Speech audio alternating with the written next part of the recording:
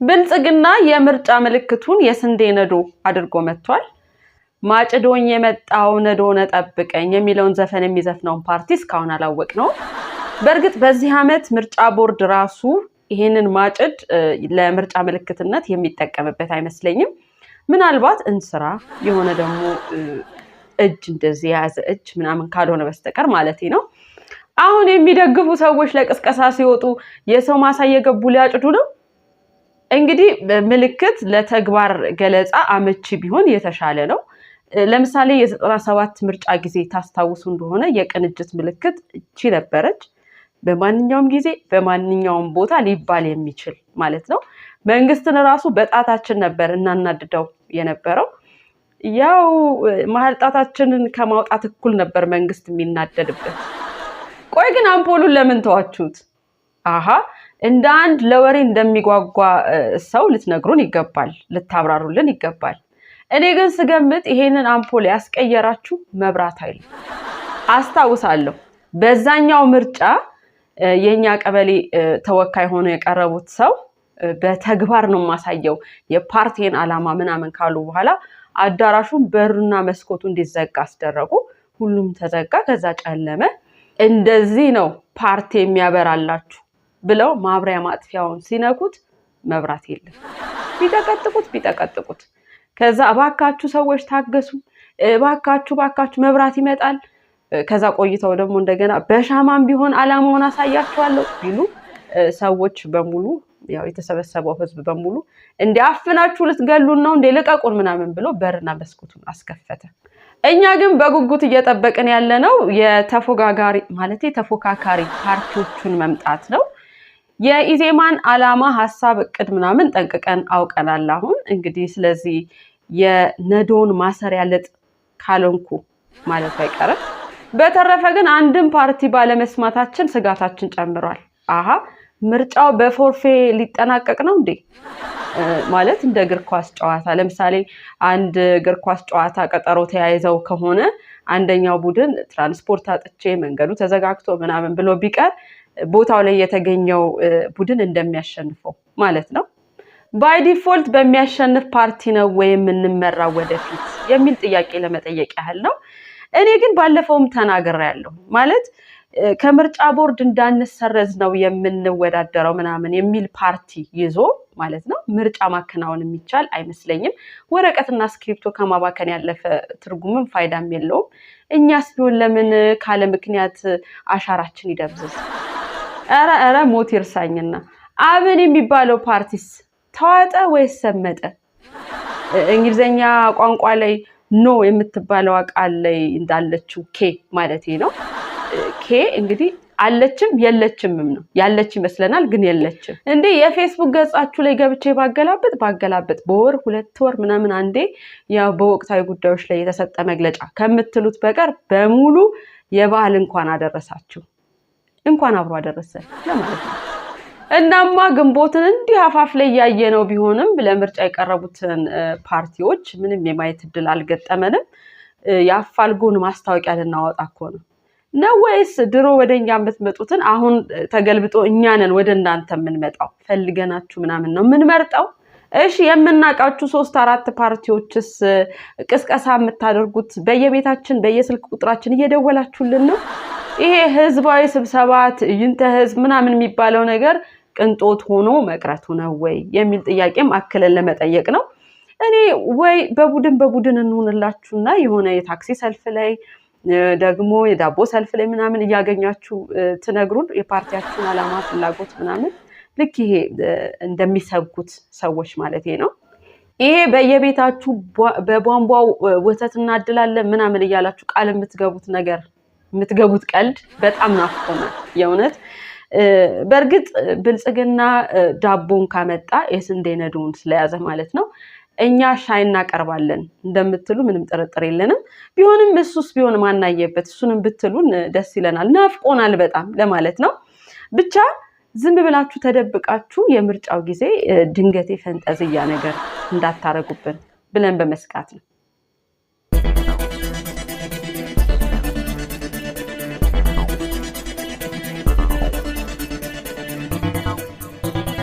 የአፍሪካ ህብረት መሪዎች ለማረፍ ማለቴ አንድ ሆነው እንደ አንድ ሀገር ለመሰለፍ ማለት ነው እዚህ አዲስ አበባ ከርመዋል። በርግጥ የዘንድሮ መሪዎች ለእረፍት ቢያደርጉትም ያኔ ሲቋቋም ያቋቋሙት ለአንድነት ስለነበረ የአፍሪካ አንድነት ድርጅት አልነበር የሚባለው። ስለዚህ ለዛ ብዬ ነው ያምታታሁት። እኔ የምለው ግን ማለት ይሄው ከአራተኛ ክፍል ጀምሮ እንግዲህ የአፍሪካ አንድነት ድርጅት የሚባለውን የሰማሁት እኔ አራተኛ ክፍል ነው። ከዛ ጊዜ ጀምሮ ትሰበሰባላችሁ ከዛ በፊትም ትሰበሰቡ ነበር፣ ግን ማውራት ያለብኝ ከማውቀው ጀምሮ ነው ብዬ ነው። ስትሰበሰቡ ቆያችሁ። ምንድነው ተጨምቆ የወጣው ነገር? ማለቴ ለምሳሌ በየአመቱ ሳይለንሲንግ ዘ ገን ምናምን የምትል ርዕሰ ጉዳይ አለቻችሁ። እንዴት ነው እሷን ነገር መጨረሻ የምታበጁላት? ነው ወይስ የጥይቱን ድምጽ የምታስቆሙት ጠመንጃው ላይ የሽጉጥ ማፈኛ በመግጠም ነው? ማለቴ ተኩሱ አይቀርም ግን ድምጹ እንዳይሰማ እናረጋለን የሚል ሐሳብ ካላችሁ ብዬ ነው።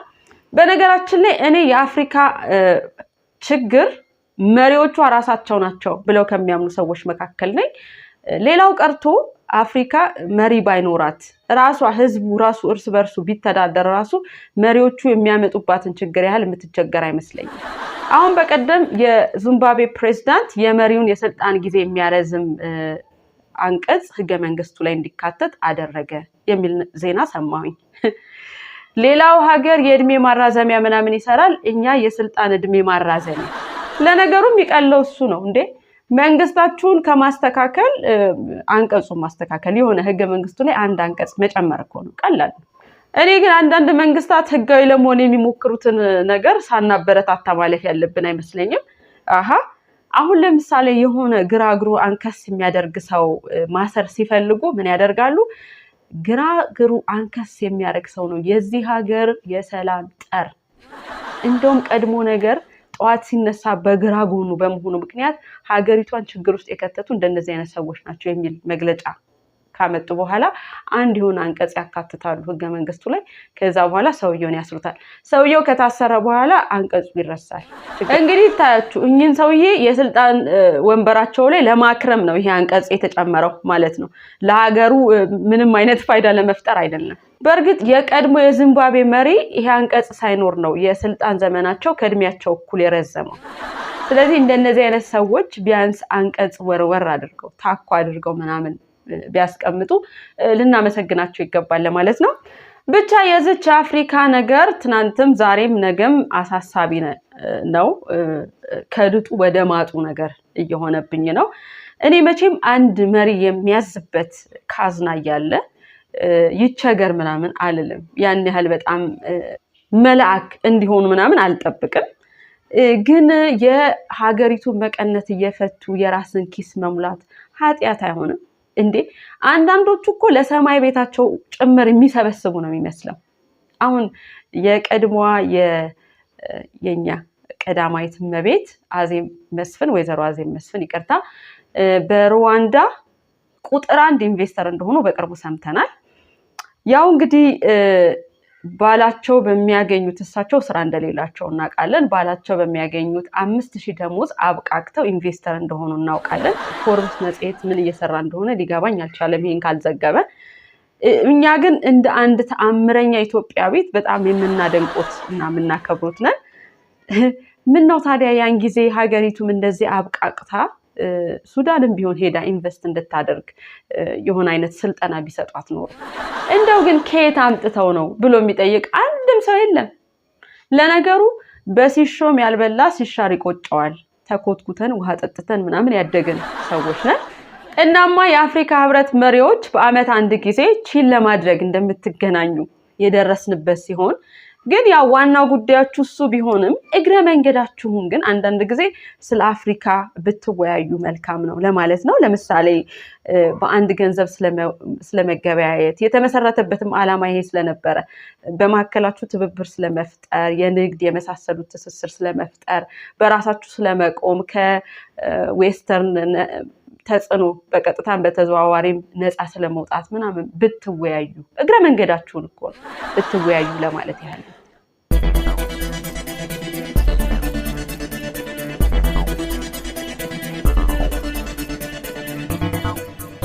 ሁለት ሰዎች መጋባት የሚችሉት ስልጠና ከወሰዱ በኋላ ብቻ ይሆናል ተባለ።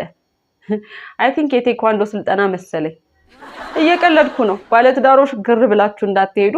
እንግዲህ ይሄ ህግ ሊተገበር የታቀደው በቅርቡ የፍቺ መዝገቦች መበራከታቸውን ተከትሎ ነው። ፍርድ ቤቶች ቀለበት በሚወረውሩ ሰዎች መሞላታቸው ተነግሯል። በእርግጥ የሚወረወሩት ቀለበቶች ወርቅ ያልሆኑት ናቸው። የህጉን ረቂቅ ያወጣው ማህበራዊ ጉዳይ ቢሮ ተጠሪ እንደተናገሩት ተጋቢዎች የሚፋቱት በግንዛቤ እጥረት ነው ብለዋል። የምሮትን ነው። ተጋቢዎች የሚፋቱት ግን በግንዛቤ እጥረት ሳይሆን በገንዘብ እጥረት ይመስለኛል። እንዴ እኛ ሀገር እኮ አብዛኛው ሰው የሚጋባው በኢኮኖሚው ጫና ነው፣ የሚፋታው በኢኮኖሚው ጫና ነው። እንዲህ ነው እኮ ለምሳሌ ሸጊቱ የተባለች ሴት ይሄን የቤት ኪራይ ለብቻ ከምገፈግፍ ምናምን ትልና ሸጋው የተባለን ሰው ታገባለች። ሸጋው ከተጋቡ በኋላ የቤት ኪራይ መክፈል ይጀምርና ሸሚዙን ሰብስቦ ጠንክሮ ሰርቶ ልጆች ያመጣል። በመጨረሻ ችግሩ ከቤት ኪራይ ወደ ወተት ኪራይ ያድጋል። ቆይ ግን ቢሮ ትምህርቱን የት ሊሰጥ አስቦ ነው? አሃ ማለቴ መምህራን ተዘጋጅተዋል ወይ? አንኳር የሆኑ ጥያቄዎች እኮ አሉብን። በፈተናው ሲወደቀ እጣ ፈንታው ምንድነው የሚሆነው? ማለት ድጋሚ ይወስዳል ወይስ ደግሞ በቃ አታገባም ለዘላለም ተብሎ ይባረራል? ምንድነው እሱ ላይ የተደረገው የታሰበው ነገር? ያው አንዳንድ ባሎች ደግሞ ትዳር ከመፍራታቸው የተነሳ ፈተናው ላይ እውነት መሆኑን መልሱ እያወቁ ሐሰት ሊሉ ይችላሉ። ስለዚህ ሚስቶች እውነት ብለው እንዲመልሱ አፍንጫቸውን የመያዝ አሰራር ተዘርግቷል ወይ? እሺ ስልጠናው ላይስ ለባሎች ካልሲያቸውን እንዲያዛምዱ የሚረዳ ትምህርት አለ ወይ? ሚስቶችስ ገና ጀንበር ስታዘቀዝቅ የት ደረስክ ምናምን እያሉ የሚደውሉበትን አሰራር ለመቀየር ከሆነ ሰዓት በኋላ ሚስቶች ስልክ የሚነጠቅበት አሰራር ተዘርግቷል ወይ? በነገራችን ላይ ይሄ ነገር እውነት ከሆነ በትዳር የቆየነውን ደግሞ የጥራት ማረጋገጫ ይሰጠን ሲሉ አንዳንድ ሰዎች ጠይቀዋል። እኔ ግን በትዳር እንዲቆዩ ከዚህ ይልቅ የሆነ አይነት ማበረታቻ ይመስለኛል ማድረግ ያለብን። የገንዘብ ቢሆን ጥሩ ነው። ለምሳሌ 10 ዓመት የቆየ ትዳር ይሄን ያህል ሽልማት አለው፣ 20 ዓመት የቆየ ይሄን ያህል ሽልማት አለው ምናምን እያለን ማለት ነው። ያው እንግዲህ አንዳንዶች በእርግጥ ይቺ 10 ዓመት ሞልታ ገንዘቤን እስከቀበል ነው ምናምን እያሉ ሊዛዛቱ ይችላሉ። እናማ በሚቀጥሉት ዓመታት ካለ ስልጠና የሚወሰድ የጋብቻ ሰርተፊኬት አይኖርም ተብላችኋል። ሲኦሲስ እንፈተናለን ወይ ምናምን ብላችሁ ጥያቄ ያቀረባችሁ ሰዎች አላችሁ። እሱን እያሰብንበት ነው ብለናል። አበል አለው ወይ ያላችሁትን ግን ለእናንተስ አፈም የለም። ብቻ ለስልጠናው ክፈሉ ያላችሁ እንደሆነ አስቀድማችሁ የምታፋቷቸው ሰዎች በጣም ብዙ እንደሆኑ ለማስታወስ እንወዳለን። ምን እሱ ብቻ ያላገባ ለመውሰድ ስንንከራተት ቆይተን ልክ ሰርተፊኬቱ ሲደርስ እኛ ኦሬዲ አግብተናል። ስለዚህ ሁለቱ ሰርተፊኬቱና ኑሯችንን ለማስታረቅ መከራ እንደበላ ነው ሁሉ እንዳይሆን ይሄንንም ሰርተፊኬቱን ለማውጣት ስንመላለስ የማግባት ሐሳባችንን እንዳንተው ስጋት አለ ለማለት ነው። ኮስተር ባሉ ዜናዎች ፈገግ እንድትሉ የሚያደርጋችሁ በብቸኝነት ነጋሪ ሚዲያ ዜና በፈገግታ ነው። ሁሌም እንደምንለው ፈገግታችንን አይንሳን። ፈገግታችን ለምንወዳቸው ለብዙዎች እንዲዳረስ፣ ቤተሰቦቻችን እንዲበዙ፣ እንድንበረታ፣ እንድንደጋገፍ ደግሞ ላይክ፣ ሼር፣ ሰብስክራይብ አድርጉ።